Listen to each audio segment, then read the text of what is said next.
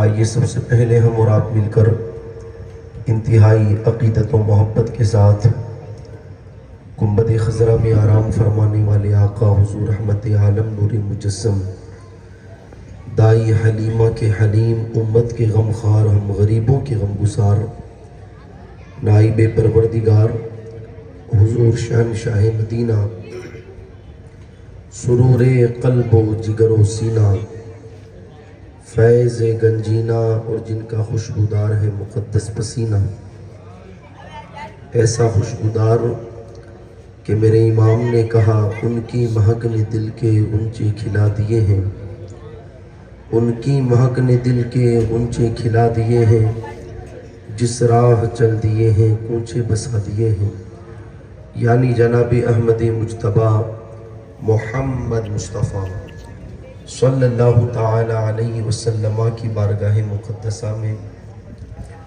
اس عقیدے کے ساتھ کہ دور و نزدیک کے سننے والے وہ کان لعل کرامت پہ لاکھوں سلام، ہم یہاں سے پکارے وہاں وہ سنے، مصطفیٰ کی سماعت پہ لاکھوں سلام۔ پڑھیے درود پاک، اللہم صلی علی سیدنا و مولانا محمد مبارک وسلم، صلاۃ و سلام علیک یا رسول اللہ صلی اللہ تعالی علیہ وسلم۔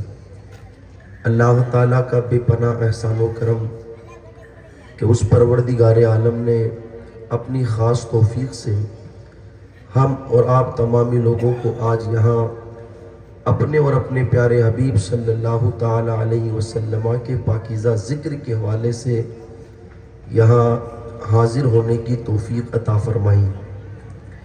کافی دیر سے آپ لوگ بیٹھے ہوئے ہیں اور مجھ سے پہلے آپ لوگوں نے بلبل باغ مدینہ جناب قاری محمد شریف صاحب باسمی کی زبانی نعت و منقبت کے اشعار سماعت کیے اور ایک بہترین نصیحت آمیز خطاب ناجش ملت مصلح قوم و ملت خطیب مارواڑ حضرت علامہ و مولانا ادریس صاحب قبلہ کی زبانی سماعت کیا۔ میں سمجھتا ہوں کہ جو باتیں حضرت نے اپنے ایک مخصوص لب و لہجے کے اندر اور مخصوص انداز کے اندر ہم تک پہنچائی، اگر انہی پر عمل کر لیا جائے تو ہماری اور آپ کی دنیا بھی بہتر ہو جائے اور آخرت بھی بہتر ہو جائے۔ رات کے تقریباً 12:30 بج چکے ہیں۔ چند گزارشات میں بھی آپ لوگوں کی سماعتوں کی دہلیز پر لے کر کے حاضر ہوں۔ دنیا کے اندر بسنے والا ہر ایک انسان یہ چاہتا ہے کہ مجھے دنیا اور آخرت کی بھلائیاں مل جائیں، ہر کوئی یہ چاہتا ہے۔ یہی وجہ ہے کہ 5 وقتہ نماز کے بعد ہاتھ اٹھا کر کے دعا کی جاتی ہے، ربنا آتنا فی الدنیا حسنہ وفی الآخرۃ حسنہ، مولا تو ہمیں دنیا میں بھی بھلائی عطا فرما اور ہمیں آخرت میں بھی بھلائی عطا فرما۔ ہر کوئی یہ چاہتا ہے کہ ہمیں دنیا اور آخرت کی بھلائی مل جائے، مگر یاد رکھنا مال جمع کر لینے میں دنیا اور آخرت کی بھلائی نہیں، اونچا مکان بنا لینے میں دنیا اور آخرت کی بھلائی نہیں، خوبصورت کپڑے پہن لینے میں دنیا اور آخرت کی بھلائی نہیں، اچھی گاڑی آ جانے میں دنیا اور آخرت کی بھلائی نہیں۔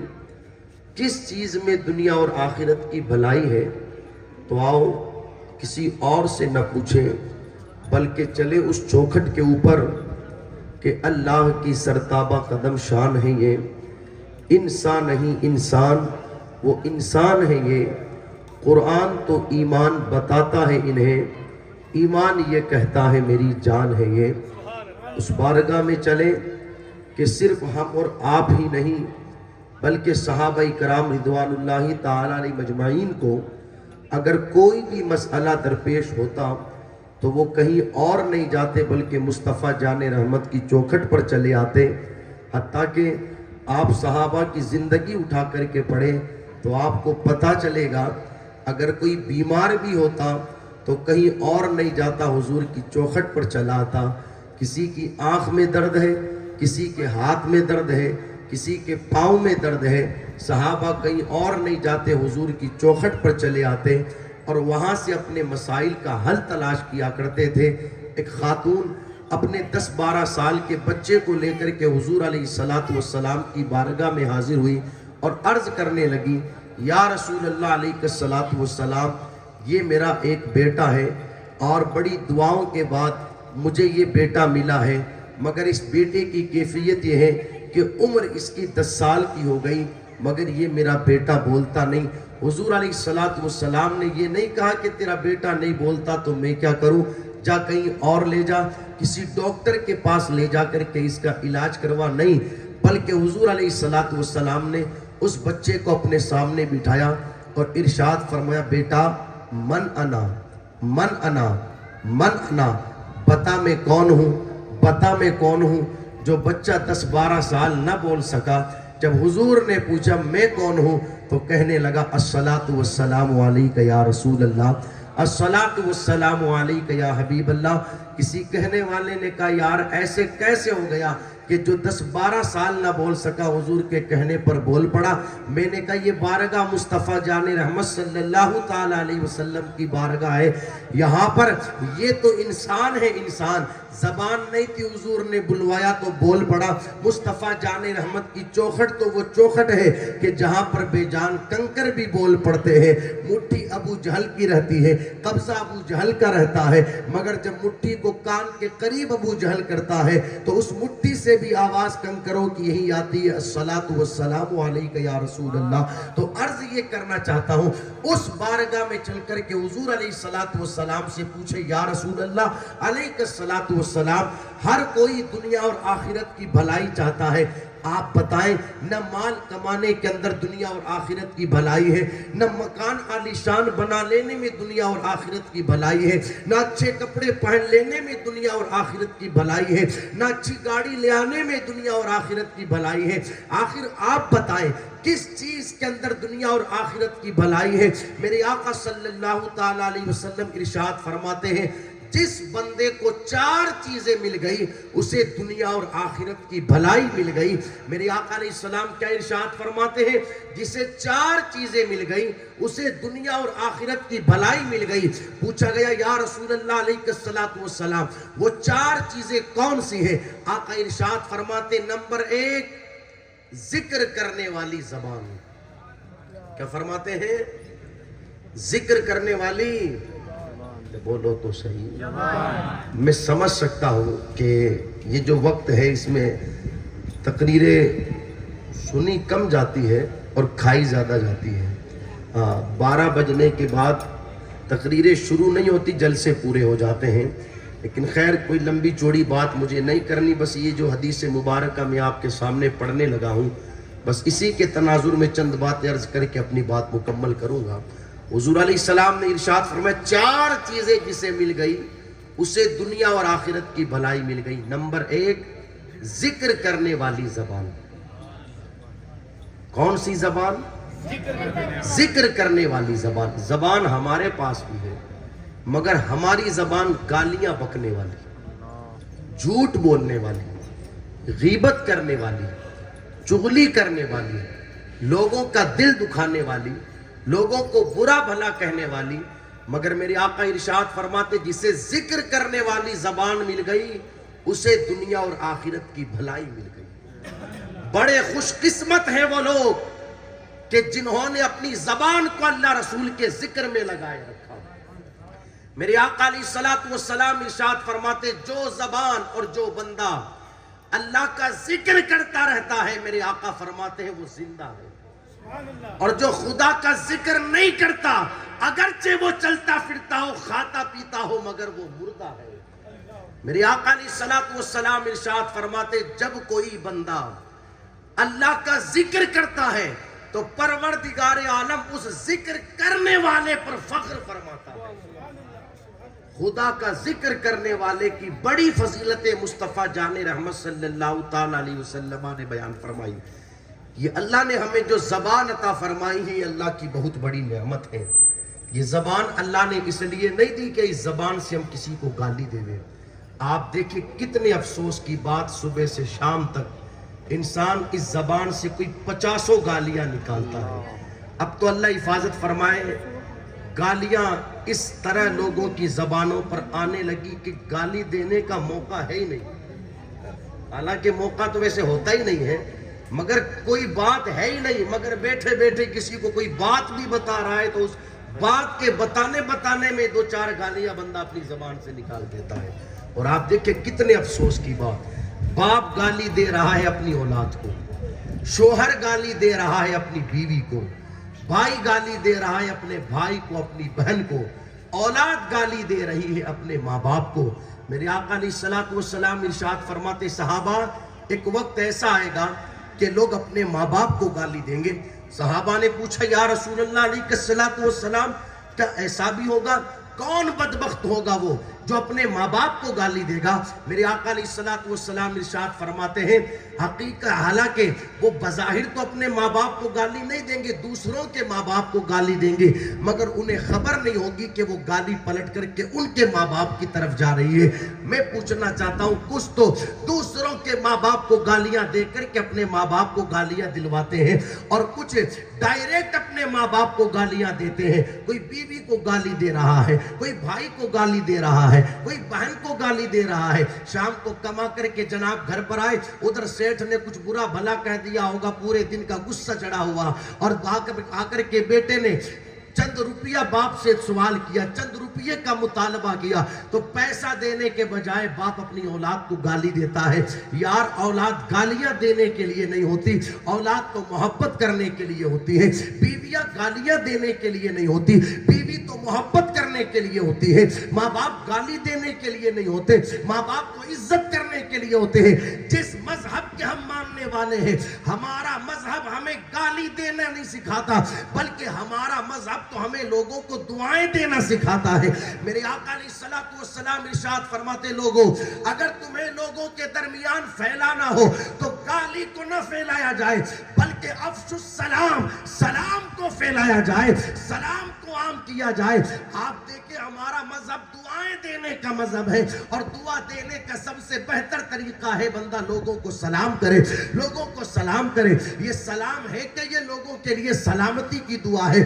اور مذہب مہذب اسلام نے تو یہاں تک فرمایا، خبردار خبردار، انسان کو گالی دینا یہ تو بہت دور کی بات. میرے آقا ارشاد فرماتے ہیں کوئی کسی جانور کو بھی گالی نہ دے. یار جس مذہب میں جانور کو گالی دینے کی اجازت نہ دی گئی ہو، کیا اس مذہب میں کوئی کسی کو بیوی کو گالی دینے کی، بہن بھائی کو، اولاد کو گالی دینے کی اجازت دی جائے گی؟ یہ زبان اللہ نے گالیاں دینے کے لیے نہیں عطا کی. اس زبان سے اللہ کا ذکر کرے. کیا کرے؟ اللہ کا ذکر کرے اس زبان سے. آج ہر کوئی دل کا سکون چاہتا ہے، دل کا قرار چاہتا ہے، دل کا اطمینان چاہتا ہے، مگر یہاں وہاں ادھر ادھر دل کا قرار اور اطمینان حاصل کرنے والوں، اللہ کا قرآن کہتا ہے الا بذکر اللہ تطمئن القلوب، اللہ کے ذکر میں دلوں کو سکون ہے. اگر دلوں کا سکون چاہتے ہو تو اللہ کا ذکر کرو. میرے آقا ارشاد فرماتے جسے ذکر کرنے والی زبان مل گئی اسے دنیا اور آخرت کی بھلائی مل گئی. دوسری چیز میرے آقا ارشاد فرماتے جسے شکر کرنے والا دل مل گیا. سبحان اللہ. کیا فرمایا؟ زور سے بولے. شکر کرنے والا دل مل گیا، اسے دنیا اور آخرت کی بھلائیاں مل گئی. کون کرتا ہے شکر؟ ایک وقت وہ تھا کہ لوگ سوکھی روٹی کھا کر اس سے اپنا پیٹ بھر کر کے 50 مرتبہ کہتے تھے الحمدللہ الحمدللہ الحمدللہ، اللہ کا شکر ادا کرتے تھے. اور اب تو کیفیت یہ ہوئی کہ پورا گلے تک پیٹ بھر لیا گیا، مگر پھر بھی شکر ادا کرنا یہ تو بہت بات کی بات، لوگ ناشکری کے جملے اپنی زبانوں سے نکالتے ہیں، جبکہ ہونا یہ چاہیے کہ بندہ اللہ کی دی ہوئی نعمتوں پر اللہ کا شکر ادا کرے، کسی حال میں رہے کسی حال میں اللہ کا شکر ادا کرے۔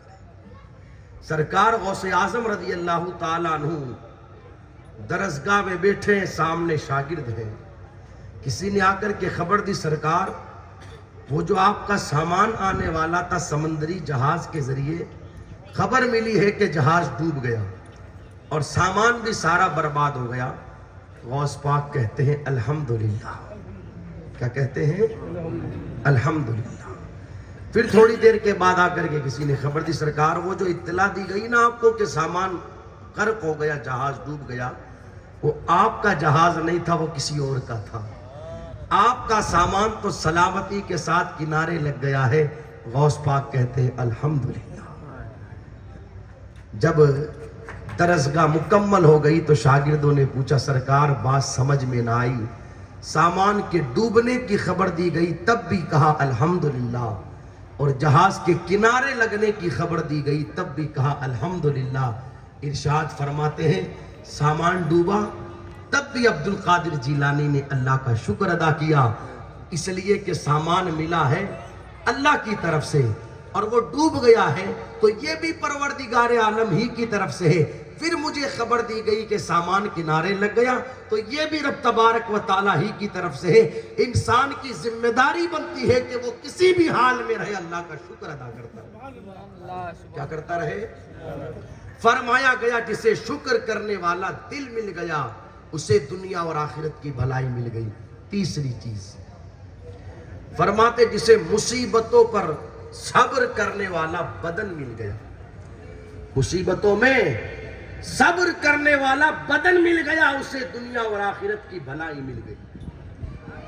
دیکھیں مصیبتیں آتی ہیں اللہ کی طرف سے، ہم مسلمان ہیں، ہمارا ایمان ہے، بیماری آئی ہے اللہ کی طرف سے، تندرستی ملی ہے اللہ کی طرف سے، مالداری ہے اللہ کی طرف سے، غریبی ہے اللہ کی طرف سے، اولاد پیدا ہوئی رب کا کرم ہے، اولاد چلی گئی یہ بھی رب تبارک و تعالیٰ ہی کی طرف سے ہے۔ انسان کو اگر کوئی مصیبت پہنچے فرمایا گیا انسان صبر کرے، اور صبر کرنے والوں کے درجے مصطفیٰ جان رحمت صلی اللہ تعالیٰ علیہ وسلم نے بڑے بلند فرمائے ہیں۔ اللہ کا قرآن خود کہتا ہے جب کوئی بندہ اللہ کی طرف سے آئی ہوئی آزمائشوں پر صبر کرتا ہے وَبَشِّرِ الصَّابِرِينَ، اللہ ارشاد فرماتا ہے پھر ان صبر کرنے والوں کے لیے خوشخبری ہے، ان صبر کرنے والوں کے لیے بشارت ہے۔ میرے آقا ارشاد فرماتے جو بندہ مصیبتوں پر صبر کرتا ہے پروردگار عالم اسے صبر کے بدلے میں جنت کا اجر عطا فرماتا ہے۔ ارشاد فرمایا جسے مصیبتوں میں صبر کرنے والا بدن مل گیا اسے دنیا اور آخرت کی بھلائی مل گئی۔ ہم اور آپ کیا صبر کریں گے؟ صبر کرنے والوں نے صبر کیا، صبر کرنے والوں نے، اور یاد رکھنا صبر پہلی ہی مرتبہ ہوتا ہے۔ کسی کو کوئی مصیبت پہنچی پہلے تو خوب کوس لیا، اور جتنی ناشکری کرنی تھی کر لی، جتنے برے جملے زبان سے نکالنے تھے معاذ اللہ نکال لیے، اور پھر آخر میں کہتے اب صبر ہی ہے، اب کوئی صبر فائدہ نہیں دے گا تجھے، صبر پہلی ہی مرتبہ ہوتا ہے۔ ہم اور آپ کیا صبر کریں گے؟ مکاشفۃ القلوب میں امام غزالی رحمت اللہ علیہ تحریر فرماتے ہیں اس روایت کو، آپ نے نام سنا ہوگا حضرت آسیہ رضی اللہ تعالیٰ عنہ کا، اللہ کی نیک بندی، فرعون کی بیوی۔ جب فرعون کو پتہ چلا نا کہ آسیہ حضرت موسیٰ علیہ السلام پر ایمان لے کر کے آ گئی ہے تو اس نے کہا چھوڑ دے موسیٰ کا کلمہ، انکار کر دے ان پر ایمان لانے کے حوالے سے۔ حضرت آسیہ رضی اللہ تعالیٰ عنہ کہتی ہے جب کلمہ پڑھ لیا ہے اسے نہ آج چھوڑا جائے گا نہ کل چھوڑا جائے گا۔ بڑی تکلیفیں دیتا تھا فرعون حضرت آسیہ رضی اللہ تعالیٰ عنہ کو، حتیٰ کہ جب وہ کہتا رہا کہ اس کلمے کو چھوڑ دے، اس کلمے کو چھوڑ دے، اور آپ انکار کرتی رہی تو اس نے تکلیفیں دینے کی حد کر دی۔ 4 کیلے منگائی، کیلے اور منگا کر کے آپ کے دونوں ہاتھوں کے اندر اور دونوں پاؤں کے اندر گاڑی اور آپ کے سینے کے اوپر کھٹی کے پاٹ رکھ دیے اور کہا اب بھی تیرے پاس موقع ہے، تو موسیٰ کا کلمہ پڑھنا چھوڑ دے۔ مگر سبحان اللہ کیا جذبہ ایمانی تھا حضرت آسیہ رضی اللہ تعالی عنہ کا۔ آج تو کنڈیشن یہ ہے کہ اگر کسی کو اللہ اکبر ذرا سی کوئی پریشانی آ گئی، ذرا سی کوئی مصیبت آ گئی، ذرا سی کوئی بیماری آ گئی، دو چار ڈاکٹروں کے پاس جا کر کے علاج کروایا گیا اور علاج نہ ہوا، کسی نے مشورہ دے دیا ارے فلاں غیروں کی عبادت گاہ پر چلے جاؤ، وہاں پر تمہارا علاج ہو جائے گا، تو معاذ اللہ صدبار معاذ اللہ عورتیں اور مرد اپنے اس مریض کو لے کر کے غیروں کی عبادت گاہوں پر پہنچ جاتے ہیں اور وہاں پر جا کر کے پھیرے کاٹتے ہیں۔ کیا آپ نے نہیں دیکھا کہ جن لوگوں کو لقووں کا مرض پڑ جاتا ہے پھر مرد اور عورتیں اس کو لے کر کے معاذ اللہ کہاں کہاں نہیں پہنچتے ہیں؟ یہ ساری کیفیتیں، ذرا سی پریشانی آئی، ذرا سی مصیبت آئی، ذرا سی تکلیف آئی، انسان اللہ اکبر اپنے ایمان کا سودا کر لیتا ہے، اپنے عقیدے کا سودا کر لیتا ہے۔ مگر یاد رکھیں ہم مسلمان ہیں، ہمارا یہ عقیدہ ہونا چاہیے کہ بیماری دینے والی ذات بھی اللہ کی ہے اور اس بیماری کے بعد شفا دینے والی ذات بھی اللہ کی ہے۔ یار اگر دنیا والوں کے ہاتھوں میں شفا دینا ہوتا تو آپ مجھے بتاؤ، جب لوگ ڈاکٹروں کے پاس علاج کرواتے اپنے مریضوں کا تھک جاتے ہیں، آخر میں اس ڈاکٹر کو بھی کہنا پڑتا ہے اب ہمارے بس کی بات نہیں، اسے لے کر کے اپنے گھر چلے جاؤ، اب تو کام دعاؤں ہی سے ہوگا، اب تو اسے لے جاؤ، اب تو کام دعاؤں ہی سے ہوگا۔ اور پھر آخر میں ہوتا کیا ہے کہ جب سب جگہ سے تھک گئے پھر اس کے نام کی پرچی لکھ کر کے جمعہ کے دن مسجد میں بھیجی جاتی ہے، ہمارے فلاں صاحب کئی مہینوں سے بیمار ہے، کئی دنوں سے بیمار ہے، ان کے لیے دعا کی جائے اللہ شفا دے دے۔ اس بندے کو آخر جا کر کے ماننا ہی پڑا کہ بیماری ملی وہ بھی اللہ کی طرف سے اور اس بیماری سے نجات بھی ملے گی تو اللہ ہی کی طرف سے۔ یہ کون سا طریقہ کہ بیماری آئی اور دو چار ڈاکٹروں کو دکھایا علاج نہ ہوا تو پھر ایمان کا سودا کر لو، عقیدے کا سودا کر لو۔ کئی لوگوں کے ایسے معاملات دیکھے گئے کہ لوگ لے کر کے پہنچ گئے اور ہوا کچھ بھی نہیں، اس کا بھی ایمان برباد کیا اور اپنا بھی ایمان خراب کیا۔ آپ نے ایک نام سنا ہوگا امام بوصیری رحمت اللہ علیہ کا، سنا یا نہیں سنا؟ ایک قصیدہ ہے جسے قصیدہ بردہ شریف کہتے ہیں، بڑا مشہور قصیدہ ہے، مولا یا صلی وسلم دائماً ابدا۔ کون ہے امام بوصیری؟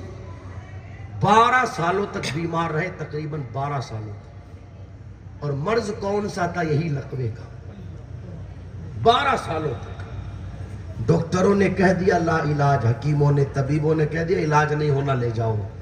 گھر والے لے کر کے آ گئے اور رونے لگے، تو امام بوصیری گھر والوں سے کہتے روتے کیوں؟ کہا آپ نے سنا نہیں ڈاکٹر لا علاج کہتے ہیں، سننا جملہ غور سے۔ امام بوصیری کہتے ہیں بھی ڈاکٹروں نے لا علاج بتایا ہے، میرے رب نے لا علاج تھوڑی بتایا ہے، مصطفیٰ جان رحمت نے لا علاج تھوڑی بتایا ہے۔ تسلی دی گھر والوں کو، کہا تم سو جاؤ انشاءاللہ کرم ہوگا۔ اور یاد رکھیں یہ اللہ والوں کی شان ہے کہ جب سب سو جاتے ہیں تو وہ اپنا تعلق مدینے سے جوڑ لیتے ہیں۔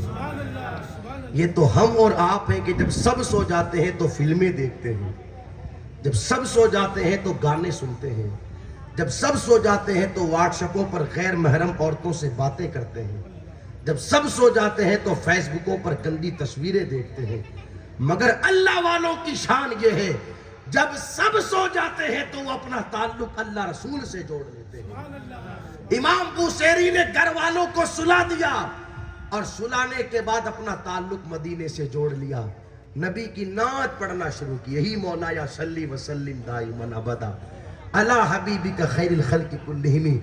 تقریباً 70 کے قریب اشعار امام بوصیری رحمت اللہ علیہ نے حضور کی بارگاہ میں پیش کیے، سبحان اللہ۔ جب اس کلام کو پیش کیا آنکھ لگ گئی، خواب میں حضور تشریف لائے، جب تشریف لائے ارشاد فرمایا بوصیری ذرا ہمیں ہماری نعت سناؤ۔ عرض کرتے ہیں یا رسول اللہ علیہ السلام کون سی سناؤں؟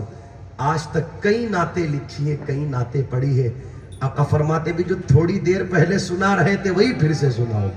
میں قربان نہ ہو جاؤں امام بوصیری کے مقدر پر.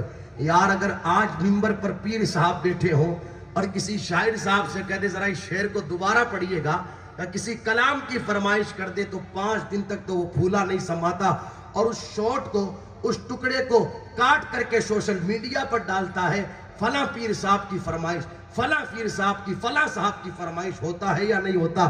یار یہاں امام بوصیری سے خود مصطفیٰ جان رحمت فرمائش کر رہے ہیں, بوصیری ذرا ہمیں ہماری نعت جو تھوڑی دیر پہلے پڑھ رہے تھے وہی پھر سے سناؤ. امام بوصیری نے حضور کو حضور کی نعت پھر سنائی. آقا فرماتے ذرا بوصیری ایک بار اور سناؤ. امام بوصیری نے حضور کو پھر حضور کی نعت سنائی. اللہ اکبر. جب نعت سنا چکے میرے آقا فرماتے بوصیری تم نے ہمیں ہماری نعت سنائی, اب دل چاہتا ہے کہ ہم تمہیں انعام دے. کیا فرمایا؟ انعام دے. رونے لگے امام بوصیری. عرض کرتے ہیں یا رسول اللہ علیہ السلام کئی دنوں سے بیمار ہوں, لقوے کا مرض ہے, کرم فرما دے تاکہ آپ کے غلام کو شفا مل جائے, ورنہ لوگ کہیں گے نبی کی نعت پڑھنے والا, نبی کی نعت لکھنے والا دنیا سے گیا تو لقوے کی بیماری میں. میرے آقا علیہ السلام نے ارشاد فرمایا بوصیری ہمارا دل تو چاہتا تھا کہ ہم تمہیں اپنی چادر دے دیں, لیکن دیکھیں یہ عاشق ہے. عرض کرتے ہیں یا رسول اللہ علیہ السلام میں نے کسی مجبور سے تھوڑی مانگا ہے, میں نے تو مختار کائنات سے مانگا ہے. اس مختار سے مانگا ہے کہ جہاں بانی عطا کر دے, بھری جنت ہبا کر دے. نبی مختار کل ہے, جس کو جو چاہے عطا کر دے. میں نے کسی مجبور سے نہیں مانگا, میں نے تو اس مختار سے مانگا ہے. واہ کیا جود و کرم ہے شہ بتہا تیرا, نہیں سنتا ہی نہیں مانگنے والا تیرا. میرے کریم سے گر قطرہ کسی نے مانگا, دریا بہا دیے ہیں, دربے بہا دیے ہیں. میں نے کسی مجبور سے نہیں مانگا, میں نے تو اس مختار سے مانگا ہے کہ ایک ہی محفل کے اندر 10 صحابہ کو جنت کی بشارت عطا کی جاتی ہے. آقا آپ چادر اپنے کرم سے عطا فرما دے, شفا میرے مانگنے سے عطا فرما دے.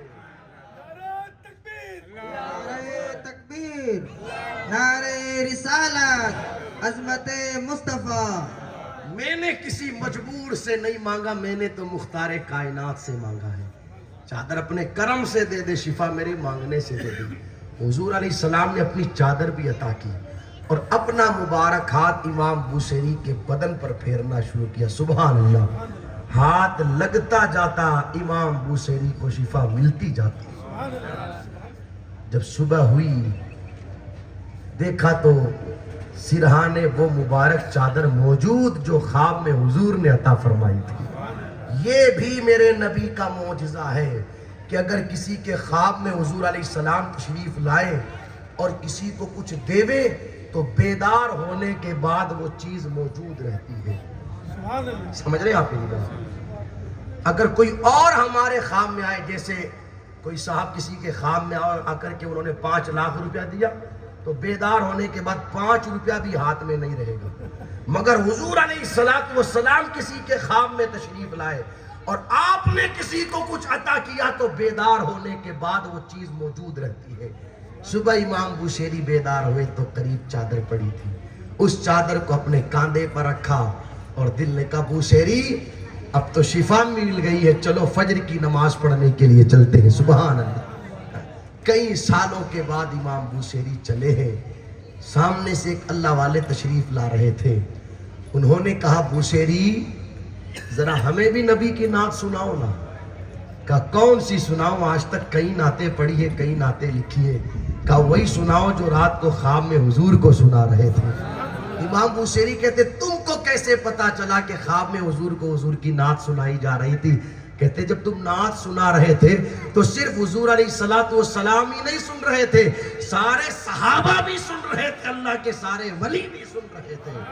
عرض یہ کرنا چاہتا ہوں، اگر کسی کو کوئی بیماری ملی ہے تو خدا را خبردار خبردار کہیں ادھر ادھر جا کر کے اپنے ایمان کو برباد نہ کرے، اپنے عقیدے کو خراب نہ کرے، بلکہ اپنا توکل اللہ رسول کی ذات پر رکھے۔ شفا ملی ہے تو اللہ، اگر بیماری ملی ہے تو اللہ کی طرف سے، اور اس بیماری کے بعد اگر مجھے شفا بھی ملے گی تو کہیں اور سے نہیں ملے گی، اللہ کی بارگاہ سے ملے گی۔ مصیبتوں پر صبر کرنے والا بدن اگر کسی کو مل گیا تو سمجھ لے کہ اسے دنیا اور آخرت کی بھلائی مل گئی۔ تو بات پوری کر لوں، حضرت آسیہ رضی اللہ تعالیٰ عنہ ہاتھوں کے اندر اور پاؤں کے اندر کیلیں ٹھوک دی گئی اور سینے پر گھٹی کے پاٹ رکھ دیے گئے اور کہا آسیہ موسیٰ کا کلمہ پڑھنا چھوڑ دے۔ حضرت آسیہ فرعون سے کہتی ہے تیرا قبضہ میرے بدن پر ہے نا، تو جو چاہے وہ کر لے، مگر میرے دل پر قبضہ میرے رب کا ہے۔ سبحان اللہ، تو میرے دل سے ایمان نہیں نکال سکتا۔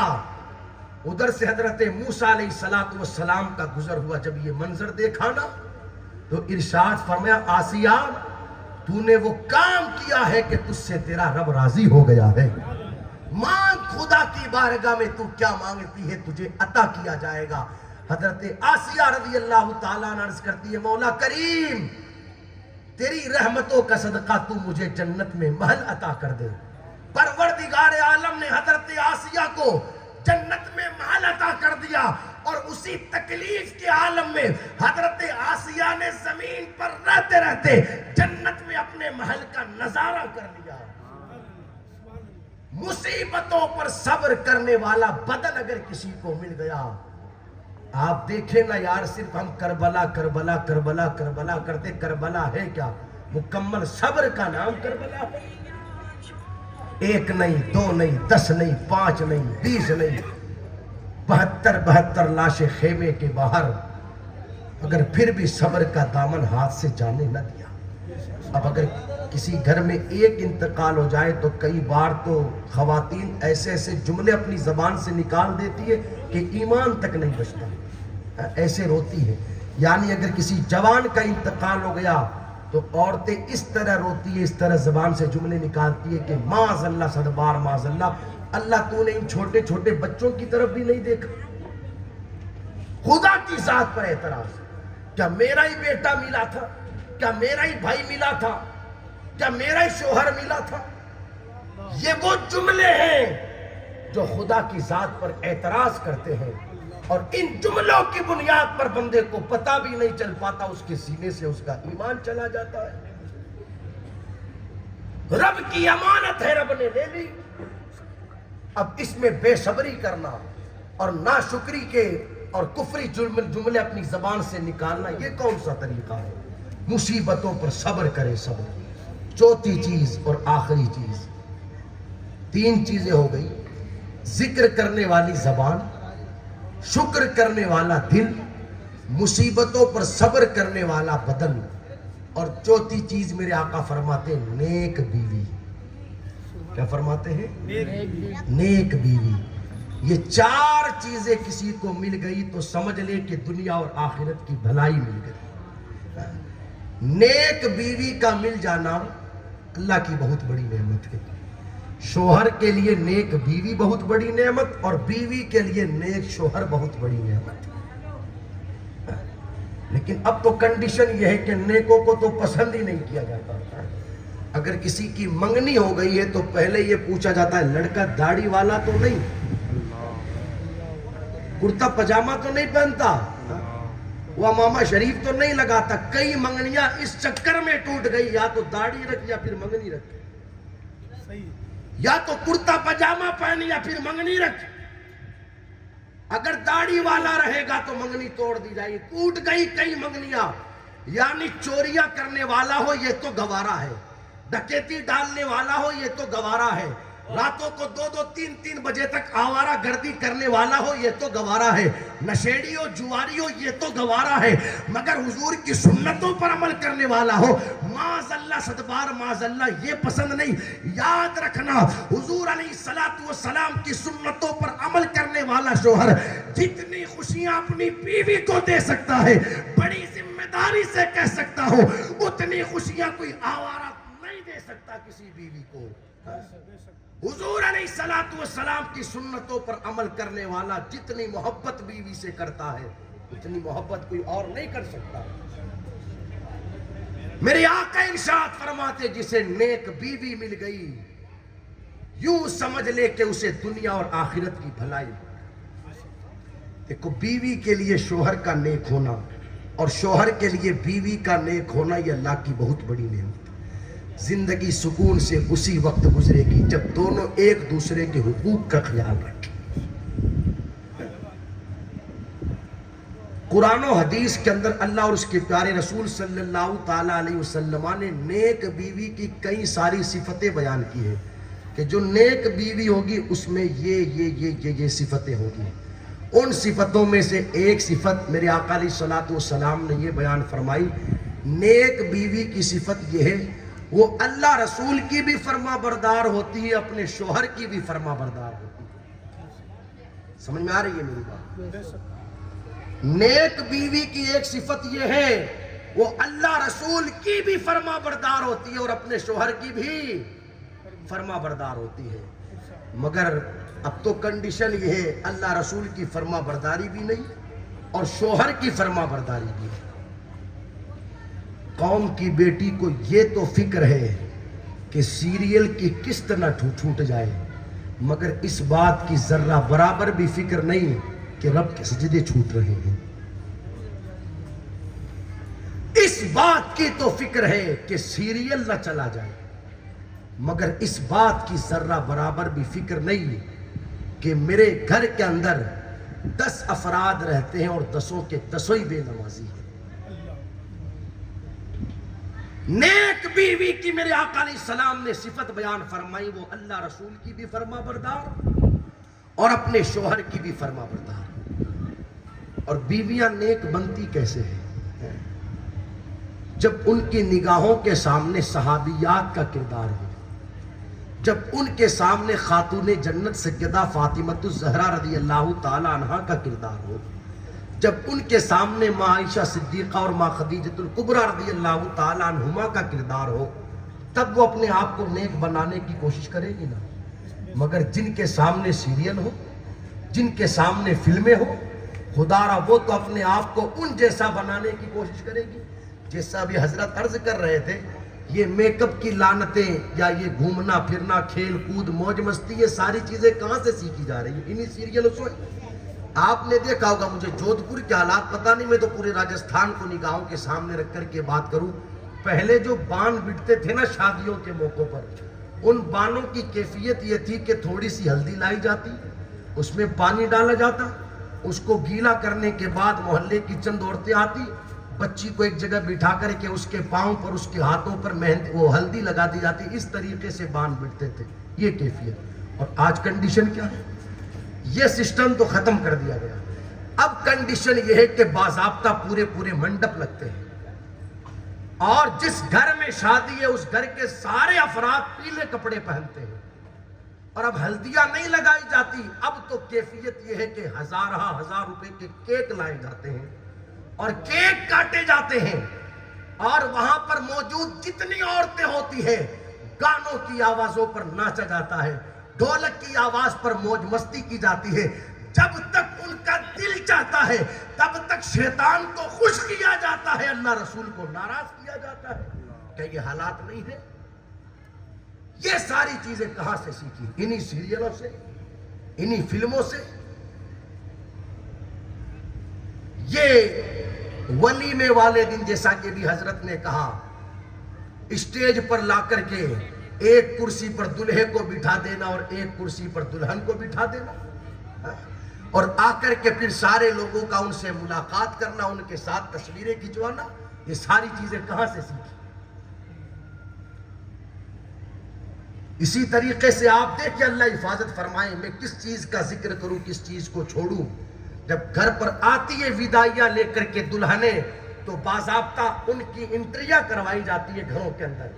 اور انٹریاں کس طریقے سے ہوتی ہے؟ سائیڈوں میں پٹاخے جلائے جاتے ہیں اور اللہ جانے کیسے کیسے کیمیکل چلے کہ جن کیمیکلوں کی بنیاد پر دھواں پیدا ہوتا ہے اور اس دھوئیں کے اندر سے دلہا اور دلہن کو گزارا جاتا ہے. اس طریقے سے گھروں کے اندر ان کی انٹریاں کرو. یہ ساری چیزیں کہاں سے سیکھی؟ اس طرح بیویاں نیک بنے گی جب کردار صحابیات کا نگاہوں کے سامنے ہوگا, جب کردار خاتون جنت کا نگاہوں کے سامنے ہوگا, پھر بیویاں نیک بنے گی. جب تک کردار سیدہ طیبہ طاہرہ عابدہ زاہدہ سیدہ فاطمہ الزہرا رضی اللہ تعالیٰ عنہا کا نگاہوں کے سامنے تھا, تب تک کیفیت یہ تھی کہ مائیں قرآن کی حافظہ ہوا کرتی تھی اور ان ماؤں کی کوکھ سے جنم لینے والے بچوں کی شان یہ ہوتی کہ ان کی غذا دودھ بعد میں ہوتا تھا, قرآن پہلے ہوا کرتا تھا. سبحان اللہ سبحان اللہ. پانی پت کی سرزمین ہے, ایک بچے نے جنم لیا. سننا غور سے, اس بچے کی کیفیت یہ ہے کہ پیدا ہوا تو رونے لگا. اتنا رویا اتنا رویا اتنا رویا کہ چپ ہی نہ ہوئے. تھک گئے گھر والے بچے کو چپ کرواتے کرواتے, مگر بچہ چپ ہونے کے لیے تیار نہیں. حالانکہ پیدائش کے وقت بچے روتے مگر تھوڑی دیر میں خاموش ہو جاتے, مگر اس بچے کا حال یہ کہ روئے ہی روئے روئے ہی روئے. پورا دن گزر گیا, رات گزر گئی. ماں باپ کبھی سر دیکھے, کبھی پیٹ دیکھے, کبھی پیٹھ دیکھے, کبھی پاؤں دیکھے, کوئی تکلیف تو نہیں. دائیا کو بلایا گیا, دایا نے آ کر کے دیکھ لیا, کوئی پریشانی نہیں, کوئی تکلیف نہیں, مگر روئے ہی روئے. ایک دن رویا, 2 دن رویا, 3 دن گزر گئے, رات روئے دن روئے. حالانکہ رونے والے بچے کی کنڈیشن یہ ہوگی اگر وہ زیادہ روئے گا یا تو روتے روتے آواز بیٹھ جائے گی یا پھر بدن کمزور ہوگا. مگر اس بچے کی کیفیت یہ, 3 دن ہو گئے, دن روئے رات روئے, مگر نہ آواز بیٹھے نہ بدن کمزور.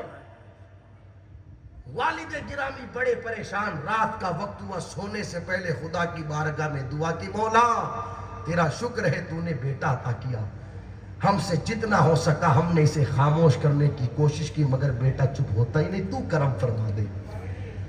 سوئے تو رات کو خواب میں اشارہ ہوا کہ کل تیرے اس مسئلے کا حل ہو جائے گا. سبحان اللہ. صبح کو بیدار ہوئے, انتظار کر رہے تھے کوئی مسئلے کا حل نکل کر کے سامنے آئے. دروازے سے باہر نکلے, دیکھا ایک چمڑے کی کھال کی چادر اوڑھے ہوئے بزرگ تشریف فرما ہے. انہوں نے سوچا کوئی فقیر ہوگا مانگنے والا. کہا کبھی اور آنا, ابھی میں پریشان ہوں. آنے والے بزرگ نے کہا میں لینے کے لیے نہیں آیا, میں تو تجھے دینے کے لیے آیا ہوں. سبحان اللہ. اس جملے کو سنا تو سمجھ گئے میری پریشانی کا حل انہی کے ذریعے ہونا ہے. اندر لے کر کے گئے, بیٹے کو لے کر کے آئے, رو رہا تھا. کہا حضرت 3 دن ہو گئے, بچہ خاموش ہونے کے لیے تیار ہی نہیں, ہم نے تو ساری کوششیں کر لی.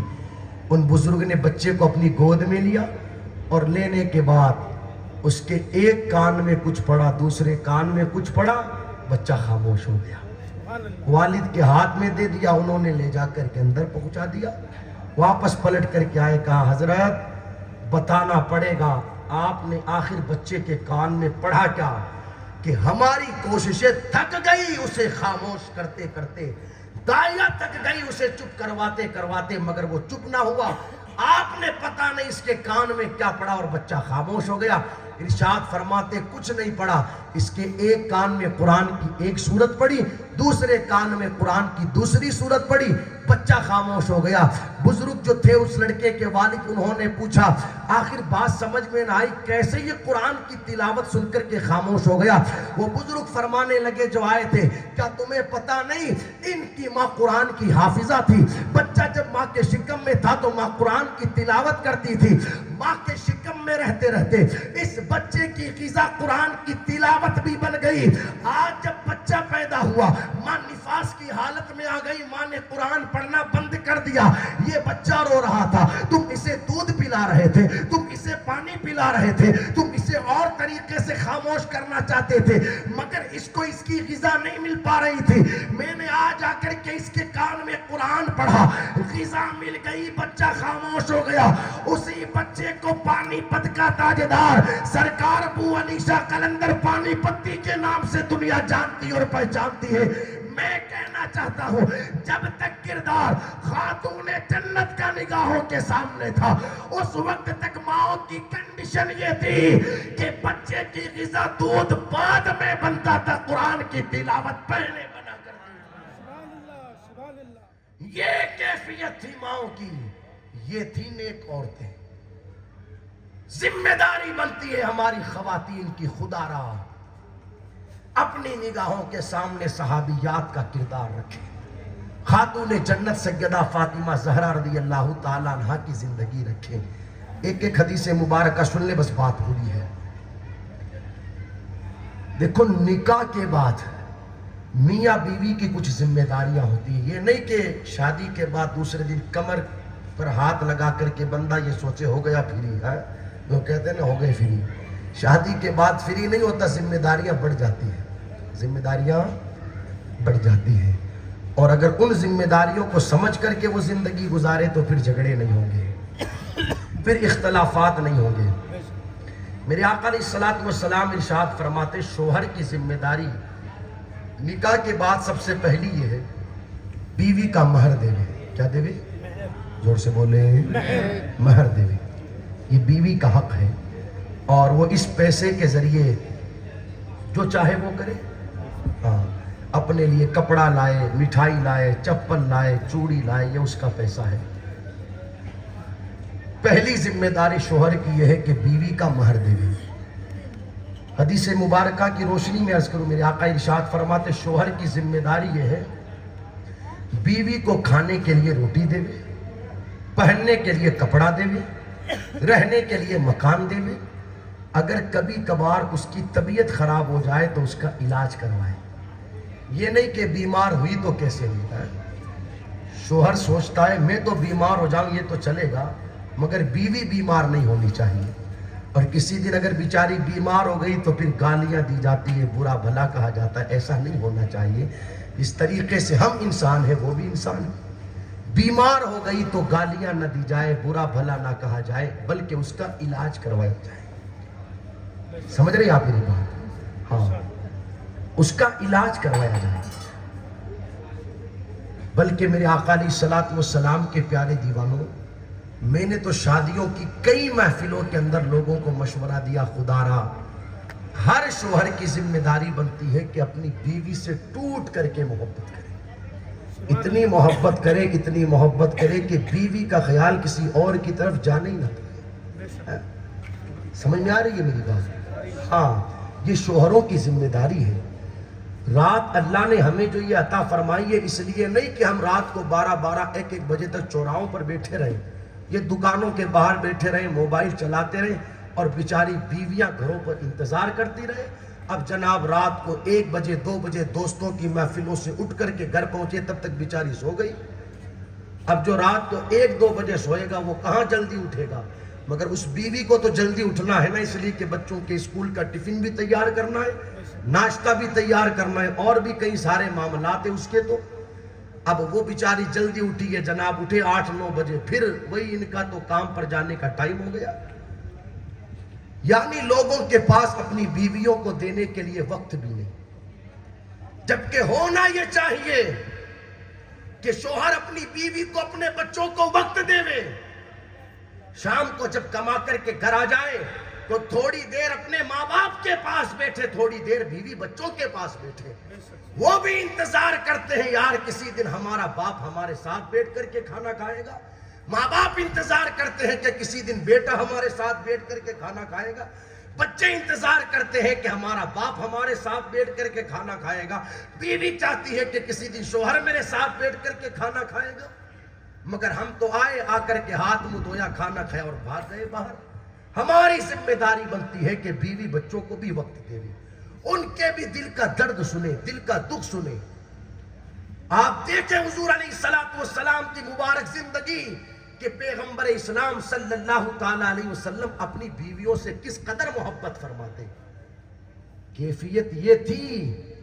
سیدہ عائشہ صدیقہ رضی اللہ تعالیٰ عنہ کہتی ہے کہ ایک بار میں پانی پی رہی تھی پیالے میں, حضور تشریف لائے, محبت سے میرے آقا علیہ الصلوۃ والسلام حضرت عائشہ کو حمیرہ کہتے تھے. کیا کہتے تھے؟ حمیرہ. زور سے بولے. حمیرہ کہتے تھے. حمیرہ کا معنی ہوتا ہے سرخ رنگ والی. حمیرہ کہتے تھے. تشریف لائے گھر پر, دیکھا حضرت عائشہ پانی پی رہی ہے تو حضور نے ارشاد فرمایا حمیرہ سارا پانی مت پینا, کچھ ہمارے لیے بھی بچا دینا. سبحان اللہ. حضرت عائشہ کہتی ہے آدھا پی لیا آدھا بچا دیا. حضور علیہ السلام قریب تشریف لائے, پیالہ اپنے ہاتھ میں لیا اور ارشاد فرمایا حمیرہ بتاؤ تو صحیح اس پیالے پر کس جگہ منہ لگا کر کے تم نے پانی پیا ہے. حضرت عائشہ نے بتایا حضور اس جگہ. میرے آقا علیہ الصلوۃ والسلام نے اس پیالے میں بچا ہوا پانی پھر اسی جگہ منہ لگا کر کے نوش فرمایا اور ارشاد فرمایا اس عمل کی برکت سے اللہ دلوں میں محبتیں پیدا فرماتا ہے. سبحان اللہ. سبحان اللہ. یہ محبتوں کا انداز. اب تو لوگ گالیاں دیتے ہی نہیں تھکتے, مارنا کوٹنا برا بھلا کہنا اس لیے ہوتی ہے بیویاں کہ گالیاں دی جائے, مارا جائے, برا بھلا. لاکھوں لاکھ روپے اسی لیے خرچ کیا تھا کہ گھر لا کر کے اس کو مارے, اس کو گالی دے, برا بھلا کہے. ماں کی گالی, بہن کی گالی, استغفر اللہ سبحان استغفر اللہ. کتنے افسوس کی بات یار. ہاں بیویوں کو گالی نہ دی جائے, بیویوں سے محبت کی جائے. سمجھ میں آ رہی ہے میری بات؟ سن رہے ہیں آپ میری بات؟ ہاں یہ کچھ ذمہ داریاں شوہر کی. ایک حدیث مبارکہ کی روشنی میں کچھ ذمہ داریاں بیوی کی. میرے آقا علیہ السلام ارشاد فرماتے بیوی کی ذمہ داری یہ ہے جب شوہر اسے کسی کام کا حکم دے تو بیوی اس کے حکم پر عمل کرے, مگر حکم ہونا چاہیے جائز. سمجھ میں آ رہی ہے؟ اب اگر شوہر یہ کہے چلو عید کا دن ہے فلم دیکھ کر کے آئے تو اب شوہر کی بات نہیں مانی جائے گی. شوہر یہ کہے کہ تجھے نماز نہیں پڑھنی, فرض نماز, تو اب شوہر کی بات نہیں مانی جائے گی. شوہر کہے تجھے رمضان شریف کا روزہ نہیں رکھنا تو شوہر کی بات نہیں مان. جائز کام کا اگر حکم دیتا ہے تو بیوی کی ذمہ داری بنتی ہے کہ اپنے شوہر کے حکم پر عمل کرے. کیا کرے؟ عمل کریں. اپنے شوہر کے حکم پر عمل کرے. ہاں اسی طریقے سے حضور علیہ الصلوۃ والسلام ارشاد فرماتے جب شوہر کبھی باہر چلا جائے کسی کام سے تو بیوی کی ذمہ داری بنتی ہے کہ شوہر کی غیر موجودگی میں, سننا غور سے, اپنی عزت و آبرو کی بھی حفاظت کرے اور شوہر کے مال, اس کے گھر بار, اس کے بچوں کی بھی حفاظت کرے. یہ نہیں کہ بیچارہ شوہر مسافری پر چلا گیا کمانے کے لیے, اب غیر مردوں کا گھروں پر آنا جانا ہو رہا ہے, وہ بیچارہ وہاں سے کما کر کے روپیہ بھیج رہا ہے اور جب واپس 2-5 مہینوں کے بعد پلٹ کر گیا, پوچھا بھیجا ہوا پیسہ کہاں چلا گیا, تو نتیجہ یہ نکل کر کے سامنے آیا کہ اسے خرچ کر دیا گیا. اللہ. ایسا نہیں ہونا چاہیے. شوہر کی غیر موجودگی میں بیوی کی ذمہ داری بنتی ہے اپنی عزت و آبرو کی بھی حفاظت کرے, شوہر کے مال کی بھی حفاظت کرے.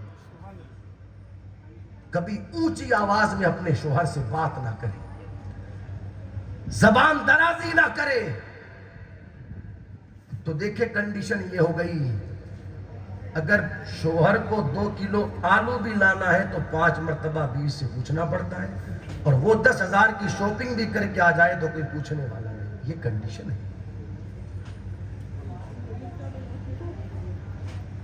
جبکہ صحابیات کی زندگی سبحان اللہ کیا زندگی تھی یار.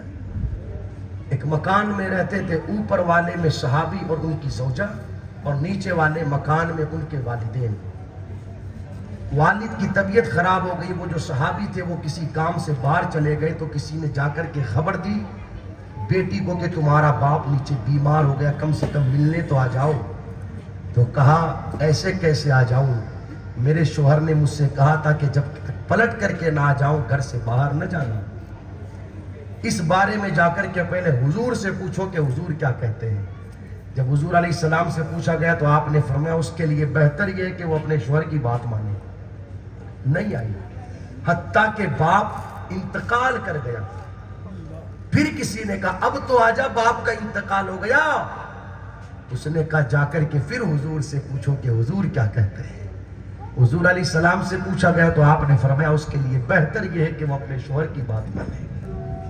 حتیٰ کہ والد کو لے جا کر کے لوگوں نے دفنا دیا. کیسی عورتیں تھی یار, ہر معاملے میں رہنمائی لے وے تو حضور علیہ السلام کی شریعت کی, حضور علیہ السلام کے قانون کی, ہر جگہ رہنمائی حضور سے حاصل کی جائے.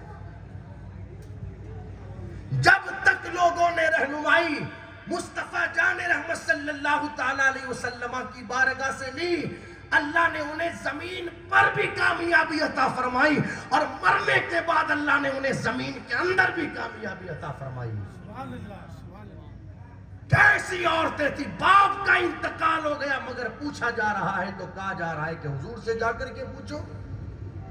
مجھے بتاؤ کوئی رکے گی خاتون آج اس زمانے میں؟ یہاں تو کنڈیشن یہ ہے کہ پوچھ لیا شوہر سے بطور رسم, اگر وہ بیچارہ منع بھی کر دے تو اس کو سائیڈ میں کر دیا جاتا ہے. ان کو جانا ہے تو جانا ہے, تم ہوتے کون ہو کہنے والے. یہ کیفیت ہے. جبکہ ذمہ داری بنتی ہے بیوی کی اپنے شوہر کے حکم پر عمل کرے. تو خیر وہ بات پوری کر لی. والد کا انتقال ہو گیا, دفنا دیا گیا. جب صحابی رسول پلٹ کر کے آئے, دونوں میاں بیوی حضور کی بارگاہ میں حاضر ہوئے. حضور علیہ السلام مسکرا رہے تھے. جا کر کے پورے واقعے کی جب حضور علیہ السلام کو خبر دی, میرے آقا علیہ السلام ارشاد فرماتے ہیں اللہ کو تمہاری بیوی کی یہ ادا اتنی پسند آئی کہ اس ادا کے صدقے میں پروردگار عالم نے ان کے والد کے جنت میں درجات بلند فرما دی. یہ کیفیت تھی یار. تو بیوی کی ذمہ داری بنتی ہے کہ شوہر کی غیر موجودگی میں اپنی عزت و آبرو کی حفاظت کرے اور شوہر کے مال کی. آخری جملہ حضور ارشاد فرماتے ہیں نیک بیوی کی جو صفتیں ہیں, یہ حضور علیہ السلام نے ارشاد فرمایا. حدیث شریف کی روشنی میں عرض کر رہا ہوں. ایک صفت یہ بھی ہے, جب جب اس کا شوہر اسے دیکھے تو بیوی مسکرائے. کیا کرے؟ بیوی مسکرائے. زور سے بولو. بیوی مسکرائے. چاہتے ہو یا نہیں چاہتے ہو؟ بولو تو صحیح. یس. ہاں. تو کیا مسکرانا رہا کہاں؟ اب تو آنکھ دکھائی جاتی ہے اور آنکھ دیکھنے کے اتنی عادی ہو گئے کہ اب تو زبان سے نکل بھی نہیں رہا کہ چاہتے ہیں. حضور علیہ السلام نے ارشاد فرمایا بیوی کی ذمہ داری بنتی ہے جب جب شوہر اسے دیکھے بیوی مسکراتے. جملہ بڑا چھوٹا سا ہے مگر سمندر سمیٹ کر کے رکھ دیے. بات اگر سچی رہے تو سپورٹ کرنا, ورنہ چھوڑ دینا, کہیں اور جا کر کے سنا دوں گا. بات سچی. شوہر صبح کمانے کے لیے گیا, شام کو تھکا آ آیا. شام کو اگر بیوی مسکرا کر کے اپنے شوہر کا استقبال کرے, ایمانداری سے بتانا کیا دن بھر کی تھکاوٹ نہیں اتر جائے گی؟ بے شک اتر جائے گی. بولو تو صحیح. بے شک اتر جائے اتر گی. جائے گی نا. جملہ بڑا چھوٹا ہے مگر سمندر سمیٹ کر کے رکھ دیے. سبحان اللہ. اور یہی شان ہے حضور علیہ السلام کی. جملے مختصر سے ہیں مگر حضور علیہ السلام نے کئی ساری کتابوں کا نچوڑ چند جملوں میں بیان فرما دیا. صبح شوہر جائے کمانے کے لیے, شام کو تھکا آ رہا ہے, بیوی مسکرا کر کے استقبال کرے, تھکاوٹ اتر جاتی ہے. مگر کون مسکرا کر کے استقبال کرے؟ یہاں تو کنڈیشن یہ ہے آنے دو. پورے دن کا چٹھا آتے سنایا جاتا ہے. ابھی بیچارے نے وہ ٹفن بھی نہیں رکھا نیچے اور بیویاں سنانا شروع کرتی ہے, پتہ نہیں میرے باپ نے مجھے کس کے پلو باندھ دیا, کس گھر میں آ گئی, میرا تو جینا دوبر ہو گیا ہے. یہاں پر تو کوئی میرا ساتھ دینے والا نہیں, نہ ساس میرے سپورٹ میں ہے, نہ نند میرے سپورٹ میں ہے. اب تو میں اس گھر میں نہیں رہ سکتی. دو کام آپ کو کرنے ہیں, یا تو آپ مجھے میرے ماں کے یہاں چھوڑ کر کے آ جائے, یا پھر آپ کرائے کا کوئی مکان لے کر کے رہنے لگ جائے. میں اس گھر میں نہیں رہ سکتی. اب آپ مجھے بتائیں, وہ صبح کمانے گیا تھا, شام کو تھکا آیا, سوچا یار گھر جاتا ہوں وہاں سکون ملے گا. اب وہاں پر بھی اس کو سکون نہیں ملا. تو اب آپ مجھے بتائیں, بے چینیاں اور بے قراریاں بڑھے گی نہیں تو پھر کیا ہوگا؟ پریشانیاں بڑھے گی نہیں تو پھر اور کیا ہوگا؟ پھر وہ ٹرینوں کے سامنے کود کر کے جان نہیں دیں گے تو کیا کریں گے؟ پھر وہ پھانسی کے فندوں پر لٹک کر کے آتم ہتیائیں نہیں کریں گے تو پھر کیا کریں گے؟ یاد رکھیں, یہی وجہ ہے کہ حضور علیہ السلام ارشاد فرماتے ہیں جسے نیک بیوی مل گئی اسے دنیا اور آخرت کی بھلائی مل گئی. اکثر میں نے اپنے شہر کے اندر ایک جملہ کہا، انسان کا پورا محلہ موافق ہو مگر اس کی بیوی اس کے خلاف ہو جائے، انسان کی زندگی سکون سے نہیں گزر سکتی۔ حالانکہ پورا محلہ اسے سر پر بٹھا کر کے گھوم رہا ہے مگر بیوی اس کے خلاف ہے، بندہ سکون سے نہیں رہ سکتا۔ مگر کسی بندے کے پورا محلہ خلاف ہو گیا مگر بیوی اس کے ساتھ میں، پھر بھی بندہ زندگی سکون سے گزار لے گا۔ سبحان اللہ، سبحان اللہ۔ بیویوں کی ذمہ داری بنتی ہے شوہر جب بھی دیکھے شوہر سے مسکرا کر کے بات کرے، بلکہ میں تو عرض کروں گا کیا ہی بہتر ہو سبحان اللہ کہ جب شام کو شوہر کے آنے کا وقت ہو، بیویاں اپنے آپ کو 10-5 منٹ پہلے تیار کر لے، سنوار لے، بنا لے۔ اور مسئلہ بھی یہی ہے شریعت کا کہ بیوی اگر بننا سنورنا چاہتی ہے تو اپنے شوہر کے لیے بن سنور سکتی ہے۔ کس کے لیے؟ اپنے شوہر کے لیے۔ شوہر کے علاوہ کسی اور کے لیے بننا سنورنا جائز نہیں، مگر جس بیچارے کے لیے بننا سنورنا چاہیے اس کے لیے تو سنورا نہیں جاتا، اور اگر اس کو مارکیٹ جانا ہوتا ہے تو پھر 1 گھنٹے تو تیار ہونے میں لگاتی ہے، ان کو ولیمہ کھانے کے لیے جانا ہوتا ہے تو 1-1 گھنٹہ سنورا جاتا ہے، کسی کی برتھ ڈے پارٹی میں جانے ہوتا ہے، پان کی محفل میں جانا ہوتا ہے تو 1-1 گھنٹہ سنورا جاتا ہے، اور جس کے لیے سنورنا چاہیے اس کے آنے کا ٹائم ہوتا ہے تو بال بکھرے رہتے ہیں۔ ایسا نہیں ہونا چاہیے۔ کیا ہی بہتر ہو کہ بیویاں شوہروں کے آنے سے 10-5 منٹ پہلے اپنے آپ کو تیار کریں، اور جیسے ہی شوہر گھر میں آئے اس گیٹ کے دروازے پر نہیں، کمرے کے دروازے پر اپنے شوہر کا استقبال کرے، آئے کہے السلام علیکم، شوہر کو بیٹھنے کے لیے کرسی پیش کرے، کہے صبح گئے تھے آپ، شام کو آئے ہو، تھک گئے ہوں گے، سردی کا موسم ہے تو میں نے آپ کے لیے پانی گرم کر دیا، آپ ہاتھ منہ دھو لے، گرم گرم کھانا تیار ہے، دسترخوان لگا، دسترخوان لگ گیا، کھانا بھی لگ گیا، شوہر سے کہے اجازت ہو تو چائے بنا دوں، اور گرمی کا موسم ہے تو کہہ دے اجازت ہو تو سکنجی بنا دوں، شربت بنا دوں۔ خیر یہ بھی پی لیا گیا، سونے کا وقت آیا تو بیوی اپنے شوہر سے کہے آپ کتنی محنتیں کرتے ہمارے لیے، ہم تو گرمی کی چلچلاتی دھوپ میں، کولر میں، اے سی میں، پنکھوں میں سو رہے ہوتے ہیں، مگر آپ چلچلاتی دھوپ میں ہمارے لیے اپنے بدن کو جلا رہے ہوتے،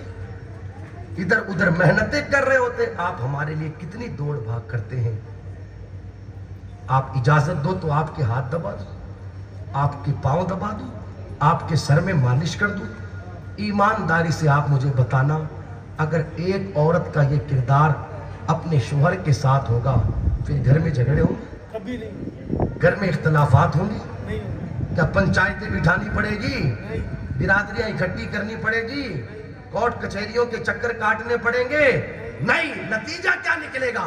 جب دوسرے دن شوہر کما کر کے آئے گا تو پھر راستے میں یہ سوچتے ہوئے آئے گا یار میری بیوی مجھ سے کتنی محبت کرتی ہے، میں گھر جا رہا ہوں تو میری بھی ذمہ داری بنتی ہے کہ خالی ہاتھ نہ جاؤں، بیوی کے لیے کوئی نہ کوئی تحفہ لے کر کے جاؤں۔ یہ ہوگا